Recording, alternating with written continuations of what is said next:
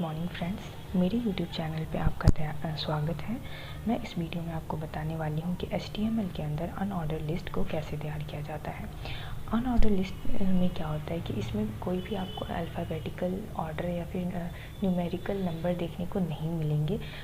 Number में जैसे 1 2 3 4 alphabetical order में ABCD इस तरह टाइप के आपको कोई भी ऑर्डर देखने को नहीं मिलेंगे। अनऑर्डर लिस्ट में क्या होता है कि हम किसी भी पॉइंट या सब पॉइंट को एक शेप या लाइन के थ्रू डिनोट करते हैं।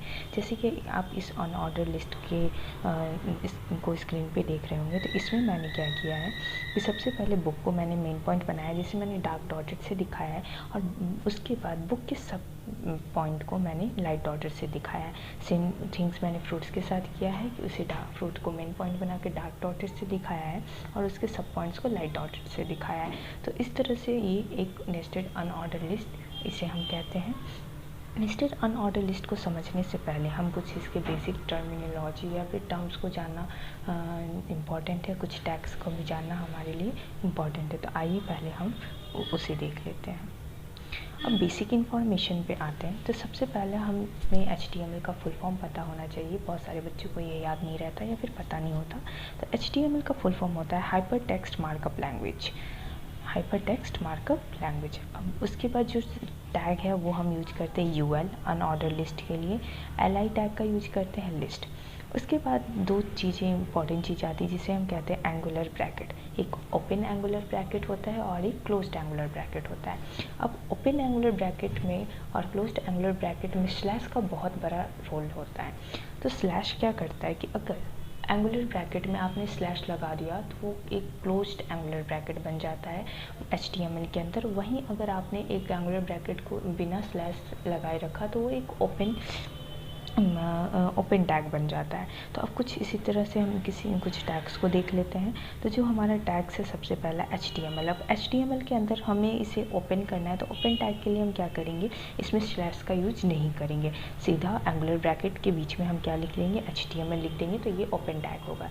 वहीं अगर हमें अब HTML को क्लोज्ड करना है तो हम क्या करेंगे, एंगुलर ब्रैकेट में स्लैश का यूज करेंगे और HTML लिख के उसे क्लोज कर देंगे, तो ये हमारा क्लोजिंग टैग बन जाता है। उसी प्रकार हम हेड को करेंगे। हेड भी हम स्लैश नहीं लगाएंगे तो वो एक ओपन टैग बन जाएगा, और स्लैश लगा देंगे तो एक क्लोजिंग टैग बन जाएगा। सेम थिंग हम टाइटल टैग के साथ भी यूज करेंगे, ओपन टैग और क्लोजिंग टैग। सेम रिपीट करते रहेंगे बॉडी टैग को भी और फिर बॉडी क्लोजिंग टैग को भी। तो इस तरह से हम क्या करते हैं, इन सारे इस टैग्स का यूज करके हम अनऑर्डर लिस्ट HTML के अंदर प्रिपेयर करेंगे। अब अनऑर्डर लिस्ट प्रिपेयर करने के लिए अब हमारे पास कुछ ऐसा है कि हमें इसे प्रैक्टिकली करके देखना होगा, तभी हमें ये ज़्यादा समझ में आएगा। तो इसे प्रैक्टिकल करने के लिए हम चलते हैं अपने टेक्स्ट एडिटर पे। तो मैंने अपना ये टेक्स्ट एडिटर ऑन कर लिया है। अब इसमें हम HTML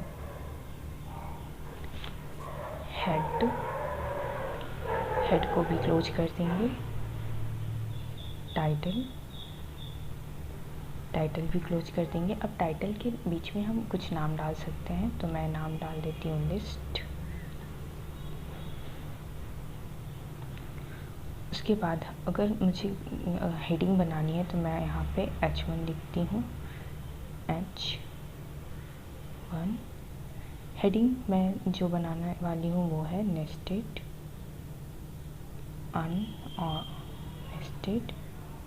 unordered list, unordered list. अब नेक्स्ट है बॉडी। बॉडी के अंदर ही हम अपने सारे कंटेंट को लिखते हैं। तो इसे अब हम अनऑर्डर लिस्ट बनाने जा रहे हैं, तो UL टैग का यूज करेंगे। UL टैग का यूज करने के बाद फिर नीचे आएंगे तो फिर से हम LI टैग का यूज करेंगे। LI टैग में अब मुझे जो कंटेंट लेनी है वो लिखेंगे, तो मैं यहाँ लिख लेती हूँ बुक लिखने के बाद फिर से अब ये मेरा मेन पॉइंट बन गया।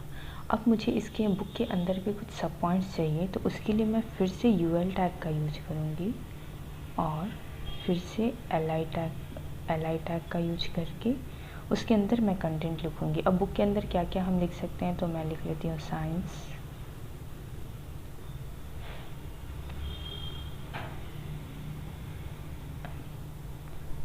इंग्लिश,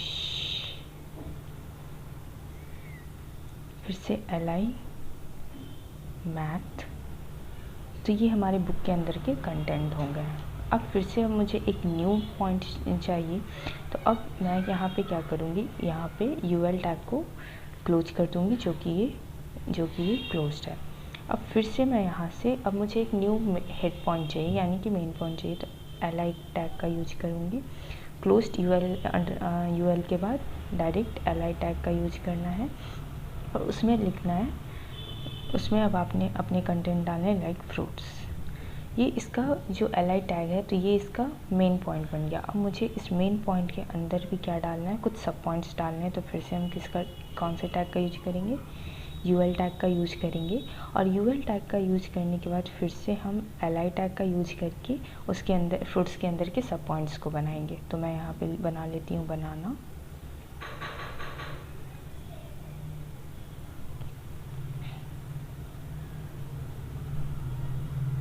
फिर LI का यूज करेंगे और फिर लिखेंगे कैरेट, फिर से LI का यूज करके टैग का यूज करके एप्पल, मैंगो लिख लेते हैं। अब ये हमारा फिर से एक लिस्ट बनकर तैयार हो चुका है। अब फिर सेम चीज़ हम रिपीट करते रहेंगे जितनी बड़ी हमें लिस्ट बनानी होगी। अब UL को हम यहाँ पे क्लोज कर देंगे और अब हम इसके रिजल्ट को देखते हैं। तो ये कुछ इस तरह से आपका नेस्टेड अनऑर्डर लिस्ट बनके तैयार हो जाता है। तो ये जो बुक है, जो कि डार्क डॉटेड से दिखाया गया है, वो क्या है, वो एक मेन पॉइंट हो गया। और इसके बुक के अंदर के कंटेंट को लाइट डॉटेड से दिखाया गया है, विच इज़ कि ये बुक के अंदर का कंटेंट है, ये सब पॉइंट है मेन पॉइंट का। वैसे ही फ्रूट्स का भी है, जिसको फ्रूट्स को मेन पॉइंट बनाकर डार्क डॉटेड से दिखाया गया है और फ्रूट्स के अंदर के कंटेंट को यानी सब पॉइंट को लाइट डॉटेड से दिखाया गया है।